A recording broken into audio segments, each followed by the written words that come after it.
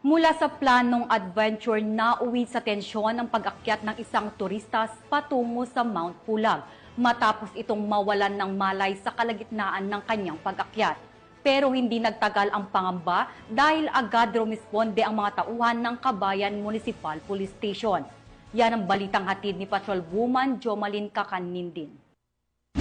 Ipinamalas ng mga tauhan ng Kabayan Municipal Police Station ang kanilang mabilis na pagresponde at tunay na malasakit sa serbisyo matapos nilang sagipin at alalayan ng isang turistang babae na nawalan ng malay habang patungo sa Mount Pulag Protective Landscape. Ang agarang pagresponde ay pinangunahan ni PCMS Amor Dayutaw sa ilalim ng pangangasiwa ni Police Captain Denio Pasio, Acting Chief of Police, kasama ang mga sibilyang voluntaryo at mga kasapi ng Mount Pulag Eco Tour Guide and Porters Association. Ayon sa ulat, tumugon ang kapulisan sa panawagan ng isang tour guide na humihingi ng tulong para sa isang lokal na turista na biglang nawalan ng malay dahil sa labis na pagod. Agad siyang binuhat at inakay ng mga responding pulis at volunteers pabalik sa kanyang tinutuluyang homestay para makapagpahinga. Sa kabila ng kanyang kagustuhang manatili sa homestay, pinayuhan siya ng mga otoridad na magpatingin pa rin sa doktor upang masigurong ligtas ang kanyang kalagayan. Ang mabilis na tugon at dedikasyon ng mga tauhan ng Kabayan Municipal Police Station ay isang patunay sa kanilang tunay na paninilbihan at malasakit sa publiko na nagpapaalala na ang kapulisan ay hindi lamang para sa seguridad kundi katuwang din sa pagligtas ng buhay.